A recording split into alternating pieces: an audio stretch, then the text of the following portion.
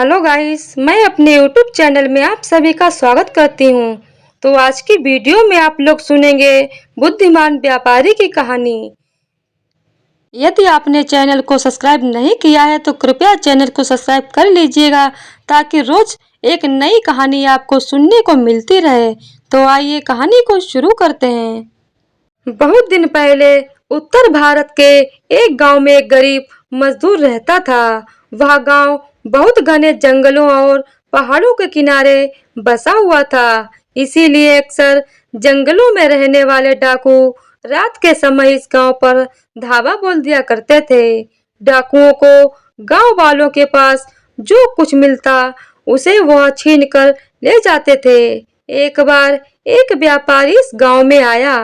रात ज्यादा हो चुकी थी, इसीलिए उसे मजदूर के घर के दरवाजे पर दस्तक देनी पड़ी। मजदूर ने दरवाजा खोला। व्यापारी ने मजदूर से कहा, मैं शहर जाने के लिए आया था, लेकिन यहीं पर रात हो गई। क्या तुम मुझे अपने घर में रात गुजारने को जगह दे सकते हो? मजदूर बहुत भला आदमी था। उसने घर आए अजनबी मेहमान को स्वागत करते हुए कहा, क्यों नहीं, आइए, यह तो आपका ही घर है, आप यहाँ रात गुजार सकते हैं। मजदूर ने अपने घर का रूखा सूखा खाना बड़े प्रेम से और आदर के साथ व्यापारी को खिलाया। फिर उसने सोने का प्रबंध कर दिया। आधी रात के करीब कुछ शोर सुनकर व्यापारी की आंखें खुल गईं। उसने देखा कि घर का मालिक वह मजदूर अपने हाथों में एक पोटली लिए इधर से उधर बड़ी बेचैनी से चक्कर काट रहा है।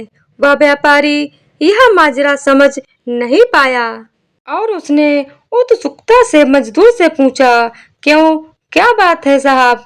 गांव में डाकुओं ने धावा बोल दिया है। मैंने बेहद मेहनत से 500 रुपए अपनी बेटी की शादी के लिए बचाए थे। मुझे डर है कि यह रुपए डाकू न ले जाएं।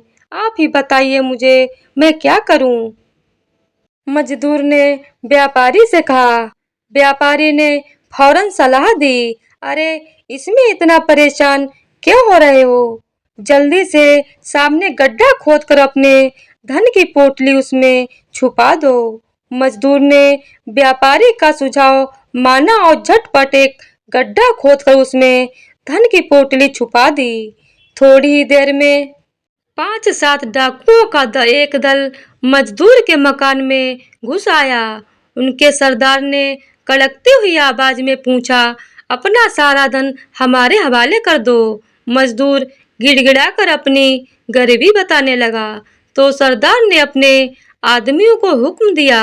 मजदूर गिड़गिड़ाकर अपनी गरीबी बताने में लगा हुआ था तो सरदार ने अपने आदमियों को हुक्म दिया और कहा कि वे लोग मजदूर के घर की तलाशी लें। डाकुओं ने घर की तलाशी लेना शुरू करते इससे पहले ही वह व्यापारी बोल पड़ा, आप लोग तलाशी ना लें, मैं बताता हूँ कि इसने अपना धन कहाँ छुपाया है। फिर व्यापारी ने सामने इशारा करते हुए कहा, आप लोग यहाँ खोदें। आनन फानन में डाकुओं ने वह जगह खोद डाली। कुछ ही समय में धन की पोटली उनके हाथ लग गई। उन्होंने धन की पोटली ली और मजदूर को गालियां देते हुए चले गए। इधर यह सब देखकर मजदूर ने सोचा कि हो न हो यह व्यापारी भी डाकुओं का आदमी है, तभी तो इसने खुद मुझे धन गड्ढे में छुपाने की सलाह दी और फिर इसी ने डाकुओं को धन का पता बता दिया। मजदूर ने जब यह देखा कि वह व्यापारी डाकुओं के साथ नहीं गया है तो उसे आश्चर्य हुआ। डाकुओं के जाने के बाद मजदूर ने दरवाजा बंद कर लिया और व्यापारी के पास पहुंचकर गुस्से में बड़ी देर तक उसे भला बुरा कहता रहा। व्यापारी सब कुछ सुनकर मुस्कुराता रहा। मजदूर का जब जी भर गया तो थक कर वह चुप हो गया। तब सहज स्वर में व्यापारी ने कहना शुरू किया, भाई, अब मेरी बात सुनो। दरअसल मैंने डाकुओं को तुम्हारे धन का पता बताकर तुम्हारे साथ अपने को भी भारी नुकसान होने से बचाया है। जानते हो, अगर डाकू तुम्हारे घर की तलाशी ले लेते तो उनके हाथ मेरी पोटली लग जाती, जिसमें 2500 रुपए नगद और सोने के कुछ जेवर हैं।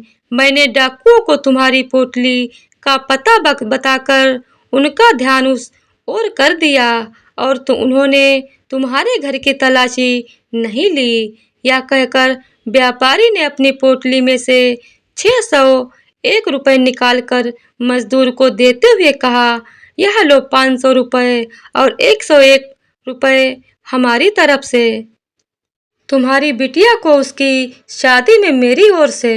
मजदूर व्यापारी की सूझबूझ पर और बुद्धिमानी पर दंग रह गया। तो दोस्तों, हमें इस कहानी से यह सीख मिलती है कि कठिन समय में भी अगर बिना घबराए होशियारी से काम ले ले तो वह अपने साथ साथ दूसरों को भी उस कठिन समय से बाहर निकाल सकता है। तो दोस्तों, आज की वीडियो आप लोगों को कैसी लगी हमें कमेंट करके ज़रूर बताइएगा। अगर पसंद आई हो तो वीडियो को लाइक, शेयर और चैनल को सब्सक्राइब कर दीजिएगा। धन्यवाद।